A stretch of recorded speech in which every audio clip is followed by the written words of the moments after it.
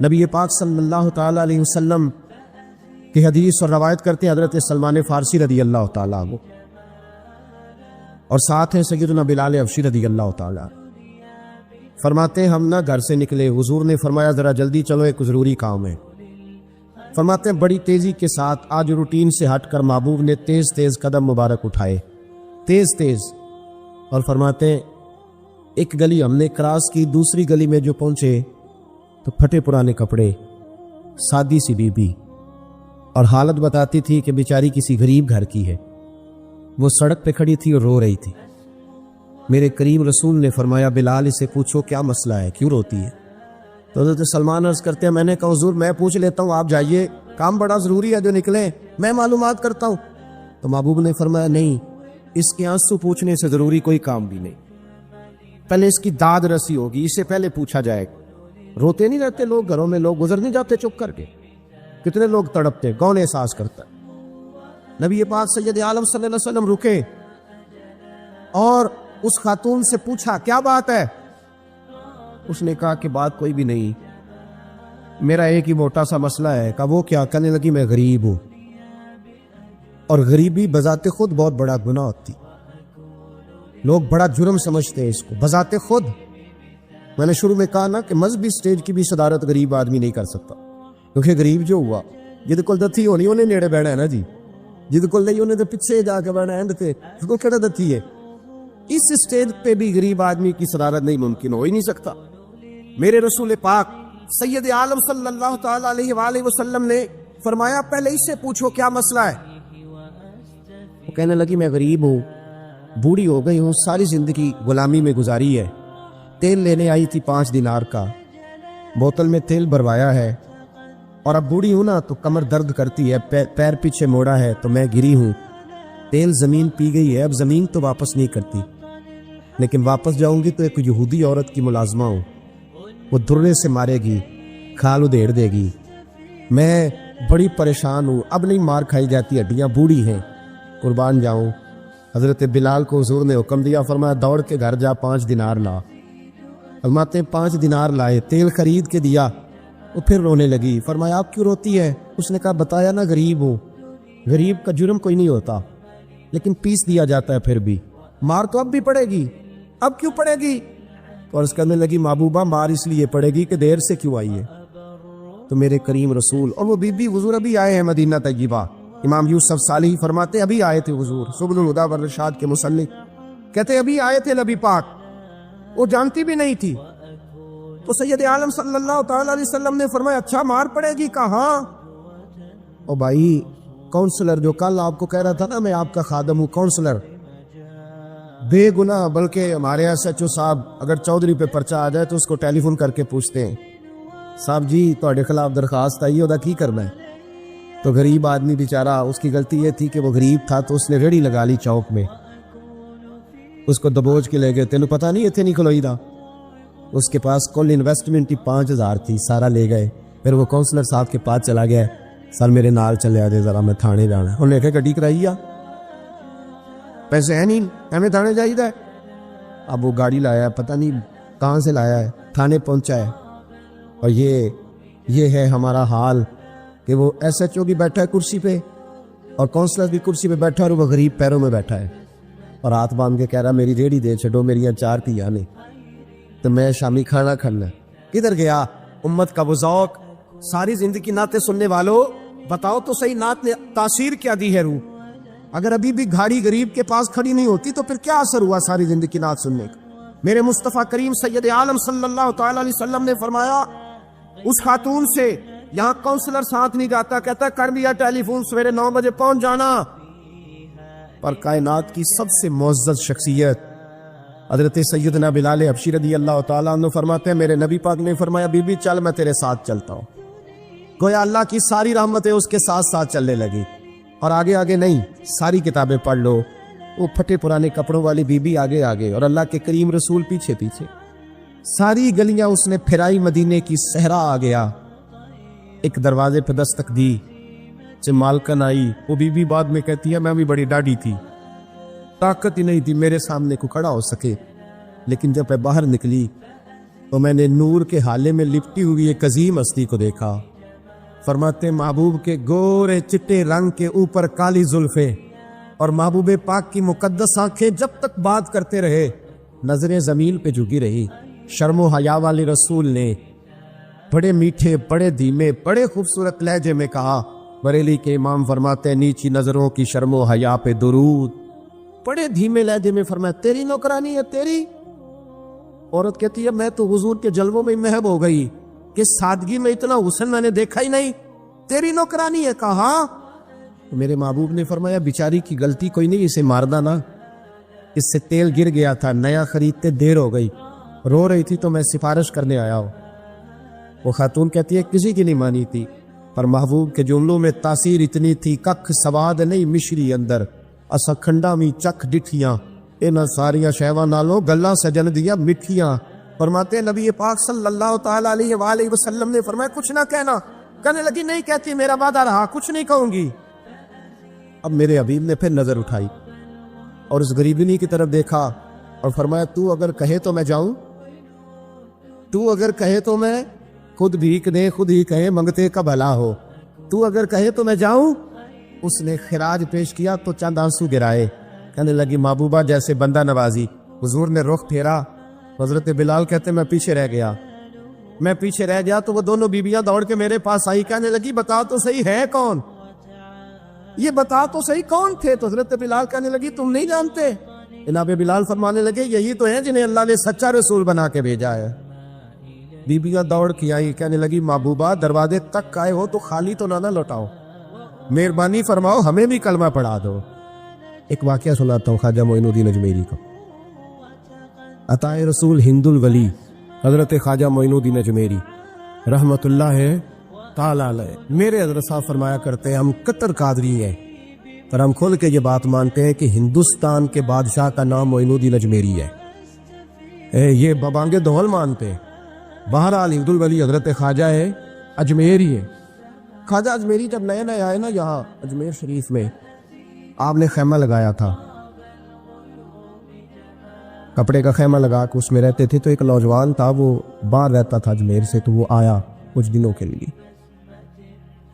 پڑھائی سے فارغ ہو کے، اجمیر کا رہنے والا تھا لیکن باہر رہتا تھا۔ جب یہاں آیا نا وہ عصر کے بعد وہ گزرتا خواجہ اجمیری کے خیمے کے سامنے سے، جھونپڑی کے سامنے سے، تو خواجہ صاحب عصر کے بعد بیٹھ کے رویا کرتے تھے۔ عاشق دا کام نہیں رونا تونا، بنا رویو نہیں منظوری، اے عاشق سدا ہی روندا رہندا پاویں وصل ہوئے تے پاواں دوری، رویا کرتے۔ تو نوجوان بڑا سادہ سا تھا، بچپن میں والد فوت ہو گئے، صرف ماں ہی ماں تھی۔ ایک دن اماں سے جا کے کہنے لگا یہ مسلمانوں کا سادھو روتا کیوں ہے؟ اماں کہنے لگی مجھے کیا پتا۔ بچہ کہتا میرے اندر تجسس بڑھ گیا کہ بابے سے پوچھوں تو صحیح کیوں روتا۔ 2 4 5 10 دفعہ میں گزرا، ایک دن بے چین ہو کے میں کمرے میں چلا گیا اجرے میں، تو میں نے کہا بابا کیوں روتے ہو؟ کہنے لگے مجھے اپنے شیخ کی یاد آتی، مجھے یاد آتی۔ تو وہ بچہ کہتا ہے مجھے اس وقت تک پتہ نہیں تھا کہ محبت میں بھی رویا جاتا ہے، میں سمجھتا تھا رونا صرف دکھوں میں آتا ہے، شیخ کی یاد آتی۔ حضرت عائشہ صدیقہ رضی اللہ تعالیٰ عنہ فرماتی ہے جس دن نبی پاک صلی اللہ علیہ وسلم رات کے وقت ہمارے گھر آئے نا، اور حضور نے فرمایا ابو بکر چل تم نے میرے ساتھ مدینے جانا ہے، تو میں نے جناب صدیق اکبر کو روتے دیکھا، تب مجھے پتہ چلا کہ محبت میں بھی بڑا رونا آتا ہے، محبت میں بھی رویا جاتا ہے۔ فرماتے خواجہ اجمیر تو وہ نوجوان کہنے لگا بابا پیار میں بھی رویا جاتا ہے؟ کہاں؟ کہنے لگا میں نے بھی رونا ہے۔ تو آپ فرمانے لگے 2 شرطیں ہیں کہ کلمہ پڑھ جا، دوسرا میرا مرید ہو جا، آ جائے گا رونا۔ کتب لوش ہی لگ گئی، کبھی آنسو دیکھے ہی نہیں تھے۔ حضرت اجمیری کہتے ہیں اس طرح کر لے، کہنے لگا جی میں اپنی اماں سے پوچھ لوں۔ اماں کے پاس گیا تو اماں کہنے لگی بیٹے میں تجھے جانتی ہوں، تیرے دل میں جو بات بچپن سے آ جاتی ہے نا پھر وہ نکلتی کوئی نہیں، تو اس طرح کر لے جس طرح بابا کہتا ہے، اس لیے کہ تو نے پیچھے تو ہٹنا نہیں۔ جا کے مرید ہو گیا، کلمہ پڑھ گیا۔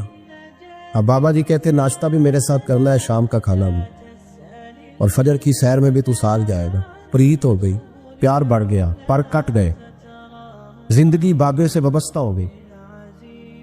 اب چند مہینے جب گزر گئے نا پوری لو لگ گئی، تو بابا جی کہنے لگے بیٹے تیری 3 چھٹیاں ہیں، 3 دن تو نے مجھے ملنے نہیں آنا۔ بالکل 3 دن کے بعد آنا۔ اس نے کہا مسئلہ ہی کوئی نہیں، پرواہ ہی نہیں تھی نا، پتہ ہی نہیں تھا۔ وہ चला गया घर। सुबह से शाम तक रहा। शाम को अम्मा ने रोटी दी तो 3 रोटियां खाया करता था, अब एक लुकमा भी ना तोड़ा जाए। अम्मा कहती बेटे खैर है? अम्मा जी पता कोई नहीं, को अंदर कमी है किसी चीज की, कोई खबर नहीं, पता को ना। ख्वाजा साहब रहमतुल्लाह ताला अलैह का वो मुरीद, अम्मा बार बार पूछती लेकिन कोई बात हो तो बताए ना। कुछ नहीं अम्मा, कोई नहीं।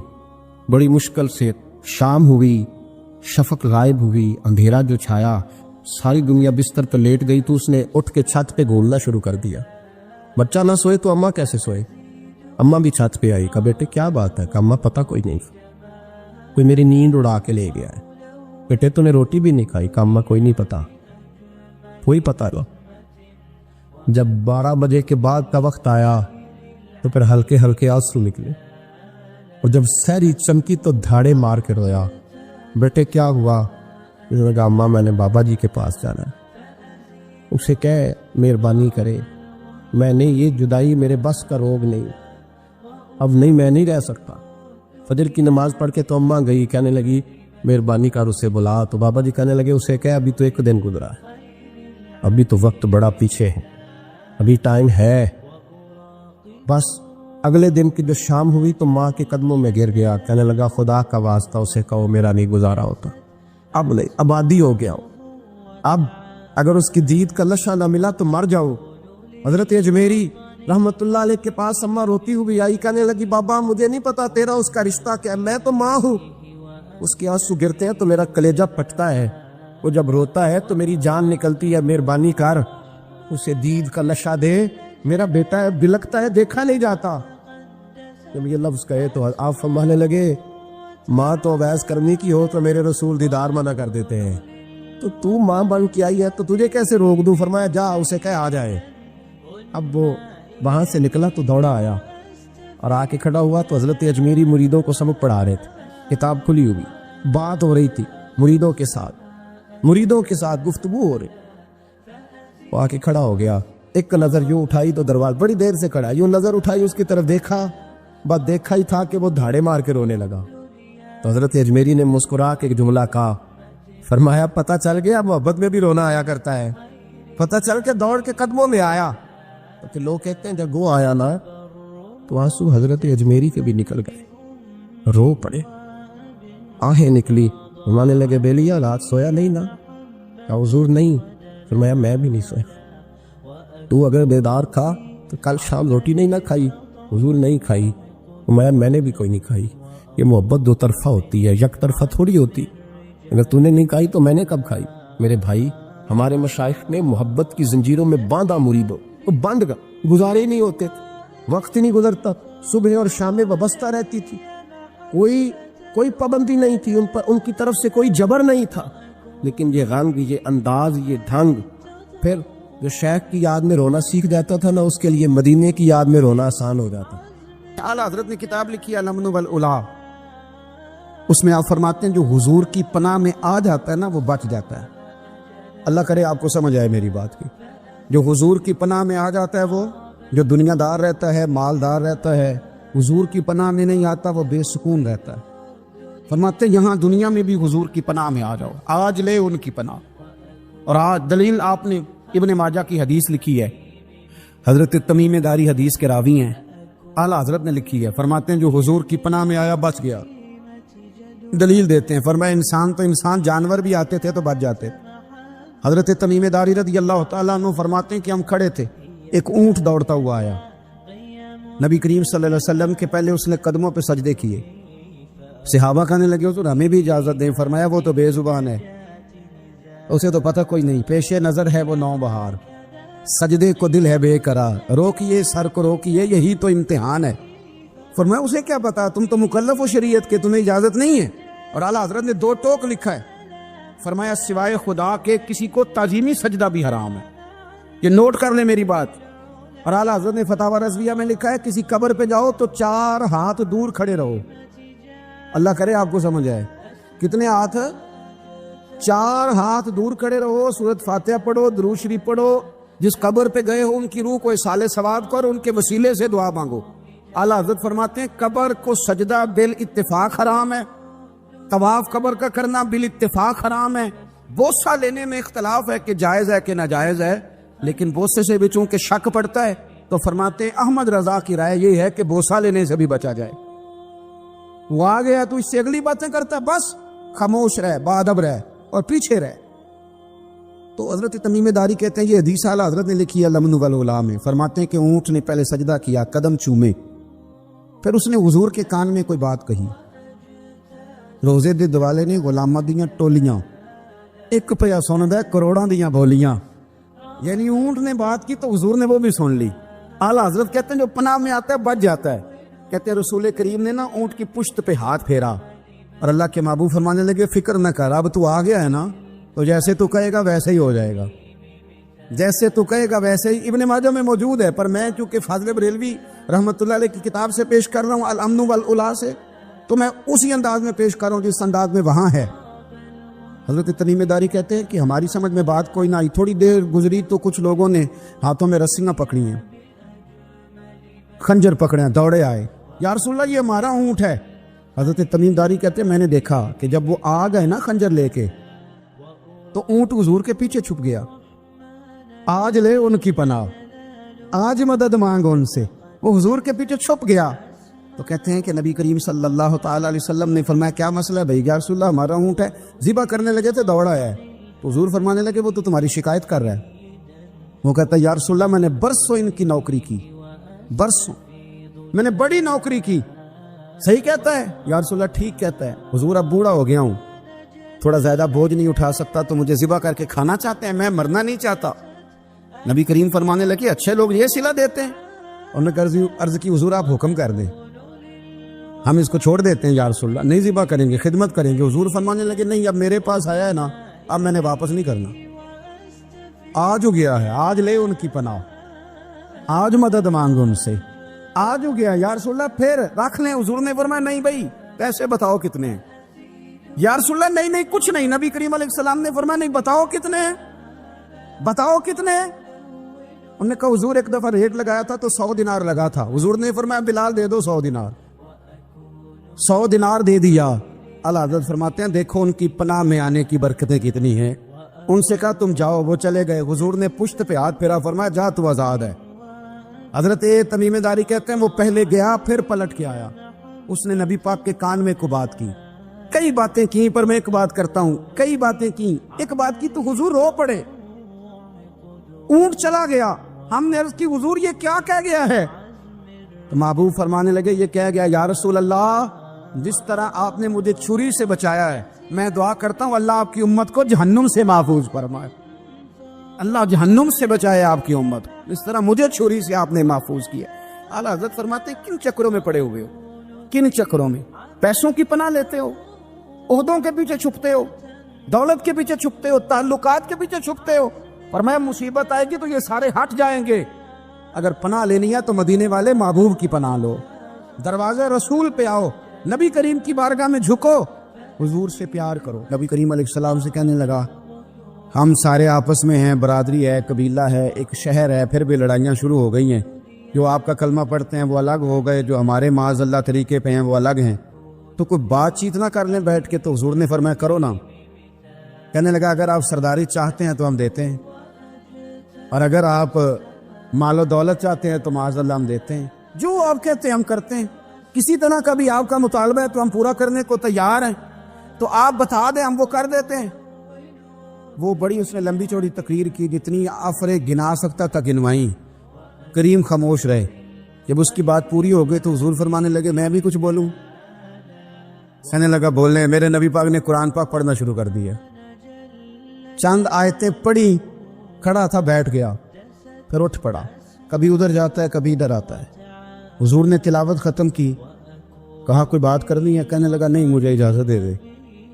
واپس گیا، جب گیا نا تو ابو جہل دور سے دیکھ کے کہنے لگا جو گیا تھا وہ تو عتبہ تھا، اور یہ جو آ رہا ہے یہ کوئی اور ہے، یہ کوئی اور ہے، یہ وہ نہیں ہے جو گیا تھا۔ واپس آیا تو کہا کیا طے ہوا؟ کہنے لگا یار طے کیا کرنا ہے، میں نے شاعر بھی دیکھے، کاہن بھی دیکھے، جادوگر بھی دیکھے، میں نے زمانہ گھوما ہے، پر جو قرآن وہ پڑھتے ہیں وہ بندے کا کلام نہیں، وہ رب کریم کا ہی کلام ہے، وہ اللہ کا کلام ہے، تم نہیں مقابلہ کر سکتے، تم باز آ جاؤ۔ وہ تمہارے بس کی بات نہیں.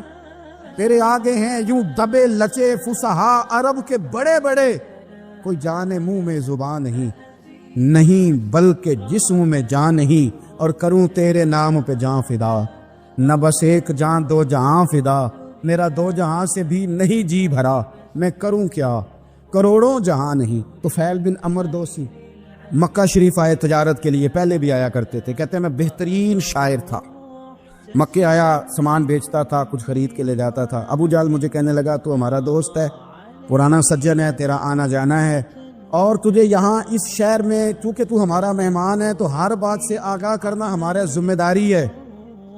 یہاں ایک شخص ہے محمد ابن عبداللہ, محمد ابن عبداللہ صلی اللہ تعالی علیہ وسلم اعلان نبوت کرتے ہیں, اور معاذ اللہ شاعر ہیں, جادوگر ہیں, ان کی تو نے بات نہیں سننی. کہتا میں نے کہا مجھے کیا ضرورت ہے, میں نے چند ہفتے ٹھہرنا ہے, مال بیچنا ہے, کچھ خریدنا, چلے جانا ہے, مجھے کیا ضرورت. کہا اچھا میں نہیں سنوں گا بات. کہتا مجھے نظر آئے کئی دفعہ حضور, اور جہاں حضور ہوتے تھے میں قریب ہی نہیں جاتا تھا. کہتے ہیں ایک دن نا حرم شریف میں سادے سے کپڑے اور پاؤں میں سونے جوتے اور سر پہ یوں امامہ کے جیسے فرشتے بھی جھک جھک کے زیارت کرتے ہیں. کہتے ہیں کہ نور بھرے کیفیات حضور تشریف لائے, اور تشریف لا کے رسول کائنات علیہ السلام حرم کعبہ کے ساتھ ٹیک لگا کے بیٹھ گئے. سر سے لے کر پاؤں تک تنویر ہی تنویر ہے. حضور تشریف فرما ہوئے, قرآن پاک پڑھنے لگے. میں جب حضور کے قریب سے گزرتا تھا تو کانوں میں روئی دے کے گزرتا تھا, پر طفیل کہتے ہیں آج نا تھوڑی سی آواز میرے کانوں میں گئی, قرآن پڑھا محبوب نے. اور ویسے بھی کیا کمال ہوگا جب یاسین والے نبی خود یاسین پڑھتے ہوں, جب تاہا والے نبی اپنی زبان سے تاہا کی تلاوت کرتے, والضحیٰ واللیل اذا سجا جن کے بارے میں آیا جب وہ تلاوت کرتے ہو, الم نشرح لک صدرک جن کے سینے کی تعریف اللہ نے کی, جب وہ ان آیتوں کی تلاوت کرتے ہوں گے تو کیا شان ہوگی.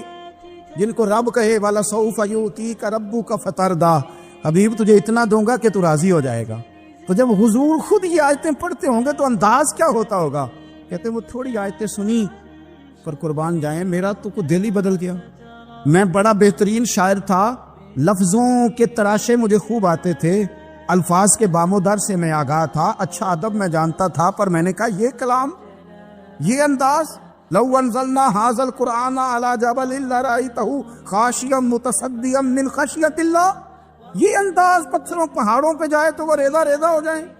کہتے ہیں تھوڑا سا پڑا قریب نے, اور پھر نظریں جھکائے ہوئے. حضور اپنے گھر گئے, سرکار چلے تو میں پیچھے پیچھے, حضور گھر میں چلے گئے تو میں نے دروازے پہ دستک دی, باہر آئے, سلام لی. میں نے کہا محبوبہ وہ جو آپ پڑھ رہے تھے تھوڑا اور نہیں سنا دیتے, تھوڑا اور نہیں تلاوت کر دیتے. کہتے ہیں رسول پاک نے نا پھر قرآن پڑھنا شروع کیا. میں کبھی بیٹھتا تھا کبھی اٹھتا تھا.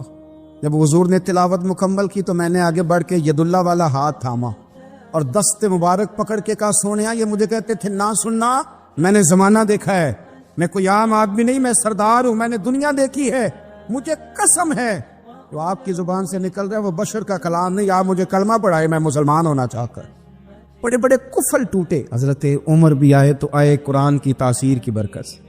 حضرت صدیق اکبر نا اپنے گھر کے سین میں بیٹھ کے قرآن پاک پڑھتے تھے تو رویا کرتے تھے, روتے تھے.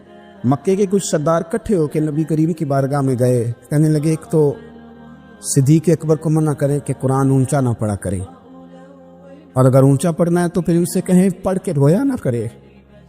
حضور نے فرمایا اپنے گھر میں بیٹھ کے پڑھتا ہے, روتا ہے, تمہیں کیا ہے.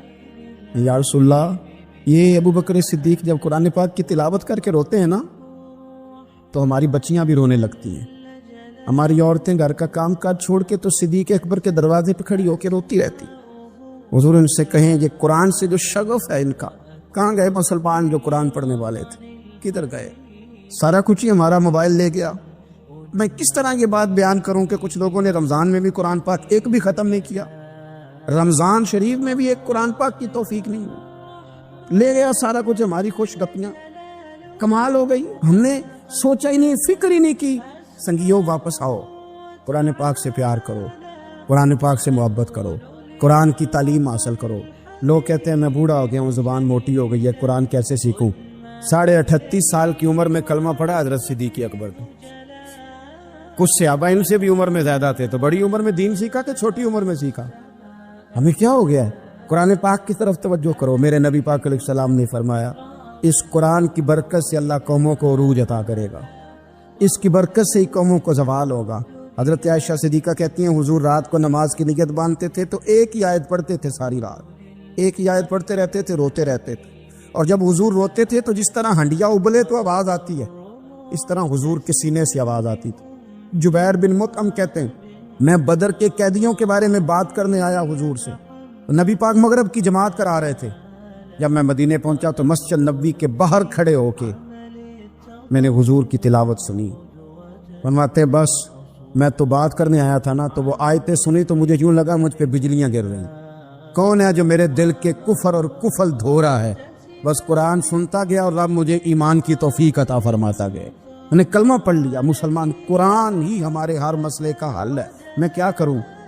قرآن پڑھتے ہیں ہمارے ہاں پر قبروں پہ پڑھا جاتا ہے, پر ختموں پہ. کیا قرآن پاک کا یہ حق نہیں تھا کہ وہ شادی والے دن بھی پڑھا جاتا؟ کیا قرآن پاک کا یہ حق نہیں تھا کہ وہ اسمبلی میں بھی پڑھا جاتا؟ قرآن پاک نا شکایت کر رہا ہے, شکایت کرتا ہے کہ ان لوگوں نے نا مجھے ختموں پہ پڑھا ہے, اسمبلی میں نہیں پڑھا. وزیر اعظم کے خطاب سے پہلے تلاوت ہوتی ہے تو یہ تلاوت کے بعد یہ اعلان کیوں نہیں کرتے کہ ہم کریں گے وہ جو قرآن کہے گا؟ صدر کے خطاب سے پہلے تلاوت کراتے ہو تو یہ کیوں نہیں کہتے کہ اب ہوگا وہ جو قرآن کہہ رہا ہے؟ اسمبلی کا اجلاس تلاوت قرآن پاک سے شروع کرتے ہو تو یہ بھی تو کہو نا قرآن کے مطابق فیصلے ہوں گے. عدالتوں میں قسمیں اٹھانے کے لیے قرآن رہ گیا ہے, اس پہ ہاتھ رکھ کے کہو جو کہوں گا سچ کہوں گا. آج کے بعد وکیل بھی ہاتھ رکھے نا قرآن پاک پہ, جج بھی ہاتھ رکھے قرآن پاک, گواہ بھی رکھے, ملزم بھی رکھے اور مدعی بھی بتائے کہ اس نے پرچہ صحیح درج کرایا ہے, اس نے صحیح درج کرایا ہے, نام صحیح لکھوائے, اور یہ سارے بتائیں جج سے لے کر ملزم تک کہ ہم فیصلہ وہ کریں گے جو قرآن پاک نے ہمیں کہا. صرف قسموں کے لیے رہ گیا. 2 صورتیں پڑھنی نہیں آتی اور تم بیچ میں قرآن پاک کو لا کے قسمیں اٹھاتے ہو. وہ تاجر جو دکان شروع کرنے سے پہلے تلاوت کراتا ہے کس لیے کراتا ہے؟ کہ میں تجارت قرآن پاک کے مطابق کراؤں گا اس لیے کراتا ہے. وہ تو کہتا ہے ذرا دکان صحیح چلے, ذرا برکت آ جائے. برکت میری تلاوت کرانے سے نہیں آئے گی, قرآن کے مطابق تجارت کر پھر زیادہ برکت آئے گی. نبی پاک صلی اللہ تعالی علیہ وسلم کی حدیث اور روایت کرتے ہیں حضرت سلمان فارسی رضی اللہ تعالیٰ عنہ, اور ساتھ ہیں سیدنا بلال حبشی رضی اللہ تعالیٰ. فرماتے ہیں ہم نہ گھر سے نکلے, حضور نے فرمایا ذرا جلدی چلو ایک ضروری کام ہے. فرماتے ہیں بڑی تیزی کے ساتھ آج روٹین سے ہٹ کر محبوب نے تیز تیز قدم مبارک اٹھائے, تیز تیز, اور فرماتے ہیں ایک گلی ہم نے کراس کی, دوسری گلی میں جو پہنچے تو پھٹے پرانے کپڑے, سادی سی بی بی, اور حالت بتاتی تھی کہ بیچاری کسی غریب گھر کی ہے. وہ سڑک پہ کھڑی تھی اور رو رہی تھی. میرے کریم رسول نے فرمایا بلال اسے پوچھو کیا مسئلہ ہے, کیوں روتی ہے؟ تو حضرت سلمان عرض کرتے ہیں میں نے کہا حضور میں پوچھ لیتا ہوں, آپ جائیے, کام بڑا ضروری ہے جو نکلے, میں معلومات کرتا ہوں. تو محبوب نے فرمایا نہیں, اس کے آنسو پوچھنے سے ضروری کوئی کام بھی نہیں, پہلے اس کی داد رسی ہوگی, اسے پہلے پوچھا جائے گا. روتے نہیں رہتے لوگ گھروں میں, لوگ گزر نہیں جاتے چپ کر کے, کتنے لوگ تڑپتے, کون احساس کرتا ہے؟ نبی پاک سید عالم صلی اللہ علیہ وسلم رکے اور اس خاتون سے پوچھا کیا بات ہے؟ اس نے کہا کہ بات کوئی بھی نہیں, میرا ایک ہی موٹا سا مسئلہ ہے. کہا وہ کیا؟ کہنے لگی میں غریب ہوں, اور غریبی بذات خود بہت بڑا گناہ ہوتی, لوگ بڑا جرم سمجھتے ہیں اس کو بذات خود. میں نے شروع میں کہا نا کہ مذہبی سٹیج کی بھی صدارت غریب آدمی نہیں کر سکتا, کیونکہ غریب جو ہوا جہد کول دتھی ہونی انہیں نیڑے بہنا ہے نا جی, جہد کول نہیں انہیں تو پیچھے جا کے بہنا اینڈ تے, اس کو کہنا دتھی ہے. اس سٹیج پہ بھی غریب آدمی کی صدارت نہیں ممکن, ہو ہی نہیں سکتا. میرے رسول پاک سید عالم صلی اللہ تعالی علیہ وآلہ وسلم نے فرمایا پہلے اس سے پوچھو کیا مسئلہ ہے. وہ کہنے لگی میں غریب ہوں, بوڑھی ہو گئی ہوں, ساری زندگی غلامی میں گزاری ہے, تیل لینے آئی تھی 5 دینار کا, بوتل میں تیل بھروایا ہے, اور اب بوڑھی ہوں نا تو کمر درد کرتی ہے, پیر پیچھے موڑا ہے تو میں گری ہوں, تیل زمین پی گئی ہے, اب زمین تو واپس نہیں کرتی, لیکن واپس جاؤں گی تو ایک یہودی عورت کی ملازمہ ہوں, وہ درے سے مارے گی, کھال ادھیڑ دے گی, میں بڑی پریشان ہوں, اب نہیں مار کھائی جاتی, ہڈیاں بوڑھی ہیں, قربان جاؤں. حضرت بلال کو حضور نے حکم دیا, فرمایا دوڑ کے گھر جا 5 دینار لا. فرماتے 5 دینار لائے، تیل خرید کے دیا، وہ پھر رونے لگی۔ فرمایا آپ کیوں روتی ہے؟ اس نے کہا بتایا نا غریب ہوں، غریب کا جرم کوئی نہیں ہوتا لیکن پیس دیا جاتا ہے، پھر بھی مار تو اب بھی پڑے گی، اب کیوں پڑے گی؟ تو عرض کرنے لگی محبوبہ مار اس لیے پڑے گی کہ دیر سے کیوں آئی ہے۔ تو میرے کریم رسول اور وہ بی بی حضور ابھی آئے ہیں مدینہ طیبہ، امام یوسف صالحی فرماتے ابھی آئے تھے حضور، سبل الہدیٰ والرشاد کے مصنف کہتے ابھی آئے تھے نبی پاک، وہ جانتی بھی نہیں تھی۔ تو سید عالم صلی اللہ تعالی علیہ وسلم نے فرمایا اچھا مار پڑے گی؟ کہاں؟ او بھائی کونسلر جو کل آپ کو کہہ رہا تھا نا میں آپ کا خادم ہوں، کونسلر بے گناہ، بلکہ ہمارے ایس ایچ او صاحب اگر چودھری پہ پرچہ آ جائے تو اس کو ٹیلی فون کر کے پوچھتے ہیں صاحب جی تھوڑے خلاف درخواست آئی ہے کی کرنا ہے؟ تو غریب آدمی بیچارہ، اس کی غلطی یہ تھی کہ وہ غریب تھا تو اس نے ریڑھی لگا لی چوک میں، اس کو دبوچ کے لے گئے، تینوں پتہ نہیں اتنے نہیں کھلوئی دا، اس کے پاس کل انویسٹمنٹ ہی 5000 تھی، سارا لے گئے۔ پھر وہ کونسلر صاحب کے پاس چلا گیا، سر میرے نال چلے آجے ذرا میں تھانے جانا ہے، انہوں نے کہا گڈی کرائی آ، پیسے ہیں نہیں ہمیں تھانے جائیدہ ہے۔ اب وہ گاڑی لایا، پتہ نہیں کہاں سے لایا ہے، تھانے پہنچا ہے۔ اور یہ ہے ہمارا حال کہ وہ ایس ایچ او بھی بیٹھا ہے کرسی پہ اور کونسلر بھی کرسی پہ بیٹھا ہے اور وہ غریب پیروں میں بیٹھا ہے اور ہاتھ باندھ کے کہہ رہا میری ریڑھی دے چھڈو، میری 4 تیاں نے تو میں شامی کھانا کھانا۔ کدھر گیا امت کا وہ ذوق؟ ساری زندگی نعتیں سننے والوں بتاؤ تو صحیح نعت نے تاثیر کیا دی ہے روح؟ اگر ابھی بھی گھاڑی غریب کے پاس کھڑی نہیں ہوتی تو پھر کیا اثر ہوا ساری زندگی نعت سننے کا؟